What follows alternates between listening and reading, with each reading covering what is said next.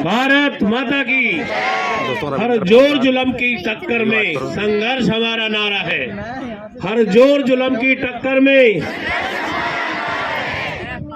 आदरणीय सभी यहाँ पर मौजूद महापंचायत में हमारे बड़े बुजुर्ग, माता बहनें और मेरे प्यारे साथियों, ये जो विषय पर हम यहाँ बैठे हैं, इस तरह की समस्याओं को सामना करने के लिए हम लोगों ने सरकार को चुना था, लेकिन ये नहीं सोचा था कि सरकार ऐसी समस्याएं हमारे घर के सामने लाके खड़ा कर देगी कि हमें खुद ऐसी कड़कती दोपहरी में अपने परिवार के, अपने बच्चों को लेकर के ऐसी जगह धूप में खुले में बैठना पड़ेगा। तो सबसे पहले तो मैं ऐसी सरकार को कम से कम इतना कहता हूं कि इतनी शर्मिंदगी तो अपनी आंखों में ना रखें कि किसी भी तरीके से वो जनता के भले में सोचने की चिंता ही नहीं होने, तो कहीं पर भी उनकी प्राथमिकता में जनता नहीं है।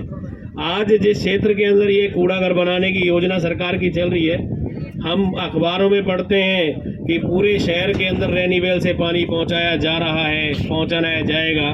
तो ये वही एरिया है जहां से रेनीवेल का पानी हमारे यहाँ पूरे पल्लवगढ़ तक और पूरे पहाड़ के जो गांव है वहां तक पहुंचता है। जब उस क्षेत्र के अंदर इस तरीके का कूड़ेदान बनाया जाए तो क्या जमीन का पानी प्रदूषित होगा या नहीं होगा?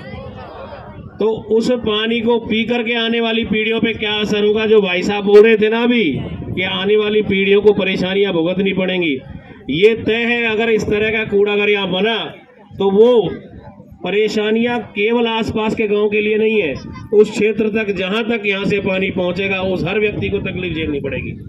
और जो मेरे भाई नोएडा से अभी आए थे, भाई साहब, जैसी हवा आज यहाँ चल रही है ना, ऐसी हवा में उस कूड़ाघर का प्रभाव आप जमुना पार भी सुन लेना, नोएडा तक जो भी हालात है वो वहां तक भी दिखाई देंगी। तो जो 81 गांव की भागीदारी की बात थी, आपको तो कदम आगे बढ़ाना पड़ेगा, साथ में लड़ना पड़ेगा, अड़ना पड़ेगा कि मामला केवल इन 21 गांव का नहीं है, ये आसपास के 250-300 गांवों का मामला बैठेगा जाके। तो मैं आप सभी का पहली बात तो एक नमन करता हूँ मातृशक्ति को कि इतनी बड़ी संख्या में, इतनी बड़ी ताकत के साथ और इतने बड़े हौसले के साथ आप यहाँ बैठे हैं। ये हौसला अगर हमारे पुरुष भाइयों में भी आ जाए तो दूसरे दिन ही बना हो जाएगा।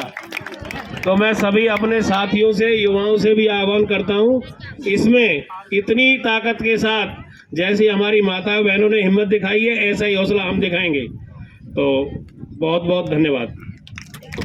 रविंद्र हमारे भाई गब्बर चौहान जी, बहुत लोगों की तरफ से आग्रह आ रहा है कि एक बार गब्बर चौहान जी को एक बार माइक